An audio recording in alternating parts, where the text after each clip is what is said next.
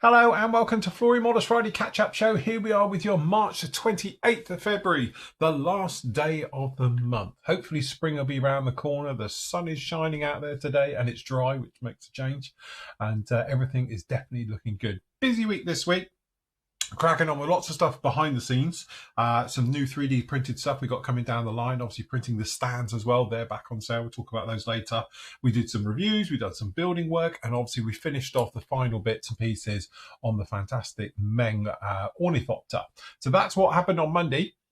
We had a big double episode, so it's a 1 hour last part to this one, and we covered pretty much a lot down in here. So we were talking about all the dry brushing and everything that goes on down in here, and using different sort of, hues and for the various oils that we've used to give us a sort of worn down without being watermarked. Very easy to do like rain marks and things like that, but I was just trying to give it a worn look. So obviously by using different shades, so we use buffs in here, we use light grays as well with the oils to really bring this one to life. So plenty of dry brushing on this one. So if you want to see all about dry brushing, this is the video for you because there's tons of it.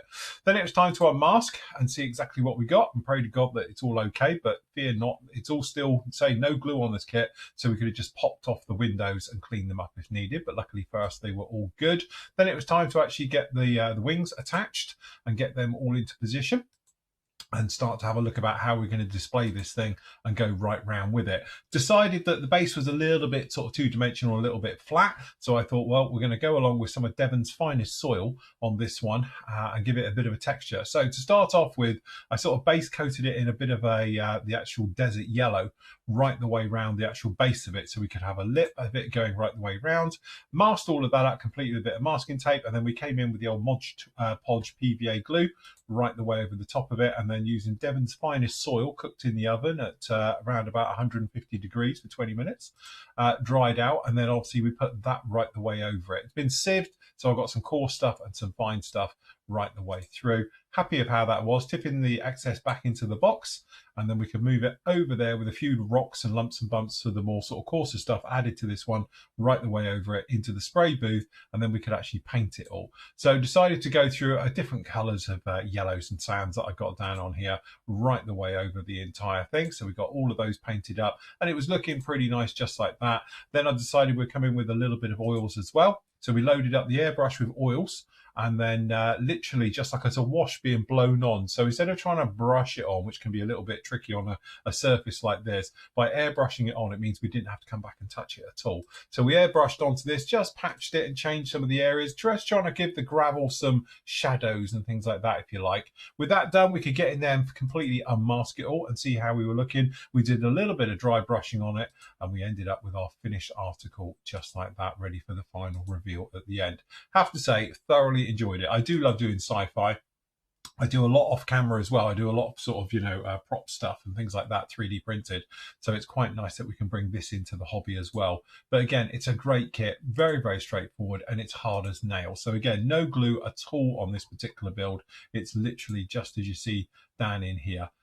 As you can see. So again, if you are into your sci-fi, you want to do something a little bit different, I highly recommend this kit because you can just let your imagination go wild. You don't have to do it in sort of, the markings. We've done it down in here. You could literally do it in gunship grey and splinter if you want, which I did think about, or a nice wraparound camo would look quite nice on these, or something futuristic yourself. So again, there's a couple of versions of this kit out there as well. You've got the gunship version as well. But anyway, if you want to catch up with that one or any of the parts on here, just literally follow the link, click onto it. You'll come to the actual full build, and there's a full photo build in here with all the steps that we took coming through. It's quite a short one. Technically it's a 4-part, although realistically it's a 5, but I wanted to get this one finished this week. So there we go. That was that one finished up and done. So the second one of the year going on with that.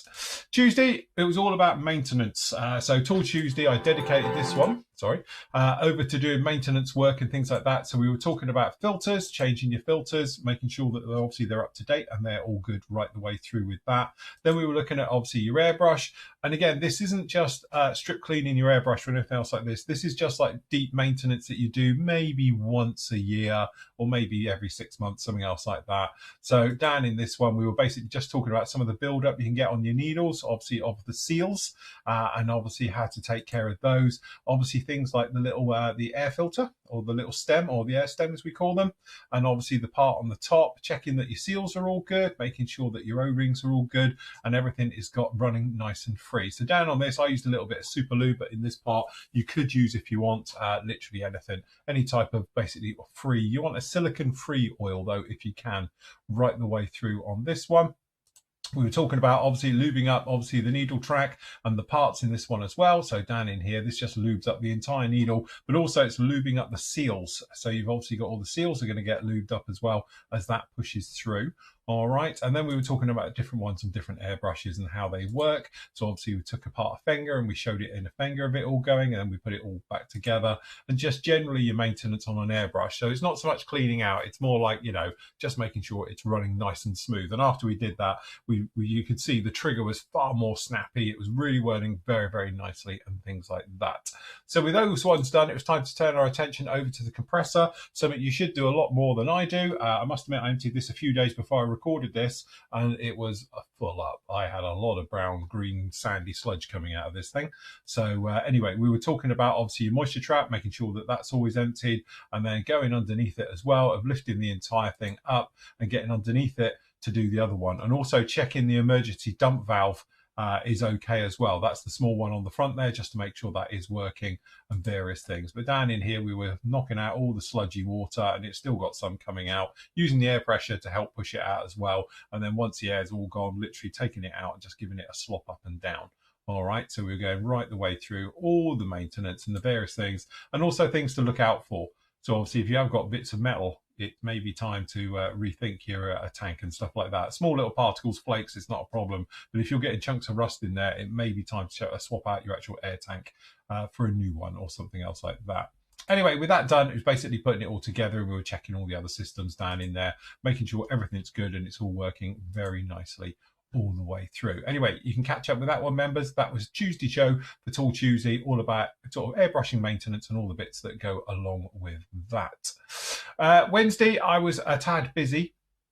To be honest, catching up with other bits and pieces. So, but I did put the review up, which is now available up on the old YouTube as well. Now it went live this morning for a classic old kit. Matt bought this thing off of Temu a while ago for next to nothing, and this is the old RF 101C GH version of the Voodoo. So it's the single seat chisel nose one. You get two types of nose in with this, and all the stuff that goes through with it. In the past, we have reviewed the other versions as well, so there is a full review if you just click on the links down below here and here, and if you're watching this on YouTube, they are down below on that video as well, that you can actually get to the A version and the B version of it. In some ways, I'm glad I've done this, because this particular version is nothing like the old A version that I reviewed back in the day, which was 11 years ago now. So again, I did that in 2014 or whatever it was. So again, it'd been a few years ago since I reviewed it, and this kit is definitely not like the original. The original, the ejector pins have been punched right through the plastic. It was swimming in, you know, release film. Yeah, it was an awful kit, to be honest. This one is a lot smarter and a lot nicer. So you've got that one down in there. Anyway, full review with all the various markings options, and you see the photo etch and the parts and everything else down in there as well. So if you want a bang up to date sort of Voodoo, if you can get hold of them, because they're a little bit difficult to get hold of unless you're going to get it out of the Far East, then you know, there's your option on that one. But again, if you want to watch the other ones, there's two other reviews down in here. Click on those, it'll take you over to YouTube and you can see the reviews. They're very old, because again, it's quite an old kit, this one now, but you can catch up with those ones right down in there. Yesterday was the live show. So we had a few giggles on this particular one. We've bid a farewell to Andy, who's retired now from PM Models. So he's now full-time Flory Models. So with that as well. John was apologising for sending out all those emails to everybody on Wednesday night. So he had a public flogging on the show. Nathan's the good boy, because he did really, really well, and Corien. So you've got the good step and the naughty step here. And then also Corien did a fantastic vlog from the Mini Wheel show over in Belgium last weekend. And again, that will be a standalone video that will appear down in the show notes down below if you want to catch up with that one. And again, some fantastic models and some really, really nice vehicles, especially some beautiful trucks and cars in there, as well as some fantastic 32nd scale, sort of, you know, bigger modern aircraft as well. So thank you for Corien for giving us a bit of a run round on that one.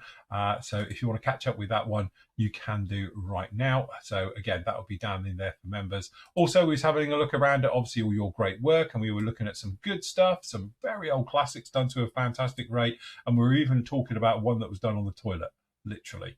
So again, you can catch up with all of those ones down in there, members. And then obviously we were looking at other things as well from all your questions and everything else that's going on, including where do you find 1/35th scale decals? Turns out you can. So well done for the members for keeping us enlightened with all of that one as well. Anyway, that show is up there now. It's about an hour and a half all the way through. Oh, and also we were looking through, because we were saying that Airfix have lost their way with 72nd. Turns out when you go through the catalogue, no, they haven't. They've got some great stuff in there. It's just that it gets a bit overpowered, shall we say, by the 48 scale and the big 24 scale releases. But they have got some absolute gems in the actual 72nd scale as well. So some nice stuff to be had down in there. And then that pretty much gets you up to where we are today. All right, so again, we've had some great stuff going on this week. I've been busy on this little one, so I've just made a tentative start to getting onto this, but I am working all weekend on this one. So members, you're going to get part 1 of the Marauder build is going to be up with you on Monday. So again, I've got some nice options for this, and this thing is just my wet dream. Absolutely fantastic. So one, it's a natural metal finish, and I do like those. It's got teeth on it, so that's definitely a bonus for me. And it's got invasion stripes. As I said, a little bit of wee came out when I saw this one. So I'm very, very happy to be building this particular kit. I've got a little bit of aftermarket for it. So this particular one, I've got down in here a mask set, because everyone needs a mask set. I've got replacement wheels, and I've got the 3D printed instrument panel for it as well. Oh, and some harnesses as well to go in with this one. So we've got everything we could sort of need for this particular build to bring it through. So again, not going to be messing around too much with the interior because we don't see it, but definitely the outside, we've got plenty of things we're going to be doing with this one. And because it is literally a natural metal finish we're going for, we're going to be using enamels on it. And then obviously with enamels means we can't use enamel washes. So we're going to have to do weathering different ways to really make it pop. But I fancy doing this thing quite shiny and some dull areas, high contrast, a little bit of tonal work and things like that as well. So it should be a lot of fun. Plus the fact we're going to have to hand paint on, I think, the yellow, obviously the invasion markings we're doing anyway, and a few other bits as well. So it should be a very nice one to follow along over next month. So really this is March's build that I'm starting on with right now. Speaking of March, if I can just bring it up, things that are going on at the moment, obviously we've got the group builds and the SIGs that are continuing at a pace, if you imagine. At the moment we've got the ones going on is currently the Take Two group build. So we've got 134 entries into that. We've got 42 finished already. It's only been 2 months, so God knows how many that's going to be completed with. So, but that's got until basically the 30th of June to get that one finished.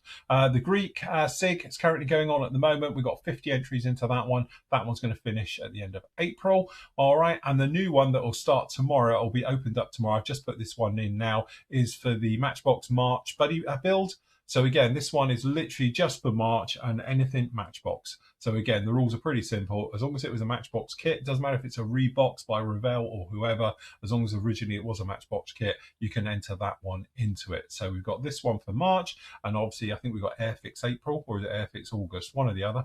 But we've got that one coming along as well, plus all the other bits and pieces, as always. As far as I know, everyone, the forum is working well. I did do a shout out last night if anyone's got any problems with the forum to give me a shout. But as I say, the devs were in contact with me yesterday and said that all the little issues we've had are now fixed. So hopefully now it is all running tickety-boo down in there, which is something obviously we're hoping it's all going to be good with right the way through.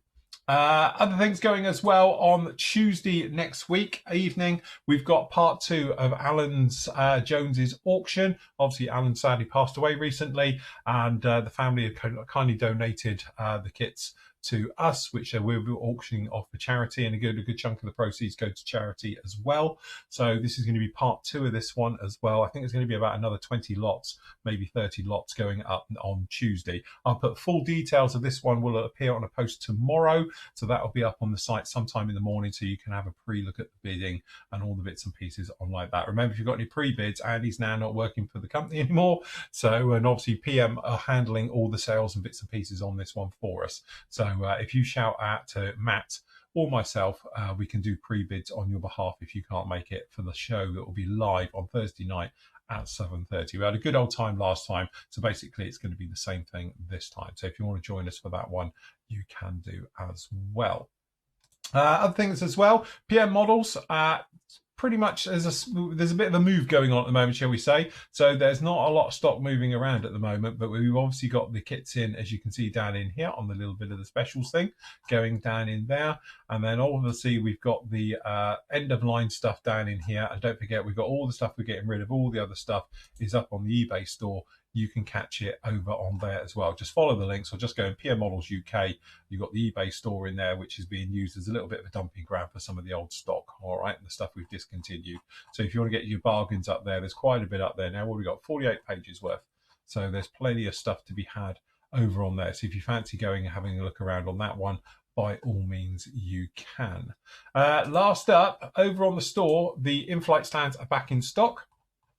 Because obviously we had a bit of a restock come in this week. So the flight stands are back in. Don't forget the flight stands are available in 3 sizes. We've got a small, a medium and a large. So basically the small one from a height point of view is 75 centimeters. The medium is 99. So basically it's 10 centimeters tall, and it's 12.5 centimeters for the large, or the footprint is 10, 130, 163. The big is quite big, to be honest. You're going to have a big 24 scale stuff. It's nice on there, and large 30-second stuff.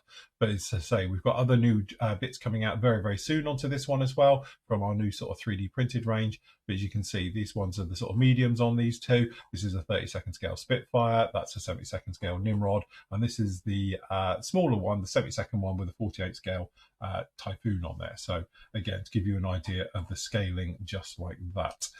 Also back in stock as well, we've got a lot of the display stuff. So we've got the nippers in, we've got the scrapers, but they are going out fast, but we've got a restock coming in hopefully very, very soon. As I say, as fast as this coming in, it's going out. Unfortunately, we sold out again of the circle cutters. I will get better stocks in on the next order, and we've only got one of the giant choppers left as well for the angle cutting station. So if you want to grab those and the brass rod, spare blades and things like that, I've got your back on all the display stuff. Watch this space. I am going to be increasing the range, obviously, with the lovely people over at Prevaco with Corien, who are the importers, to carry a lot more of their stuff in the future. So if you are a bit of a fan of their stuff, keep an eye out. Also, we've got your pot holders and your stands, and all your other bits, as always, are down in here as well. So if you want to get any of these ones, you can just pop over to the store, click down in there, you can see it there. If you fancy joining us, there's a couple of ways of doing it. As always, you can either sign up if you're in the UK or the US, basically anywhere non-Europe. You can just send me a message, just tell me you're in the UK, and that's good enough for me, and I can then send you over a login.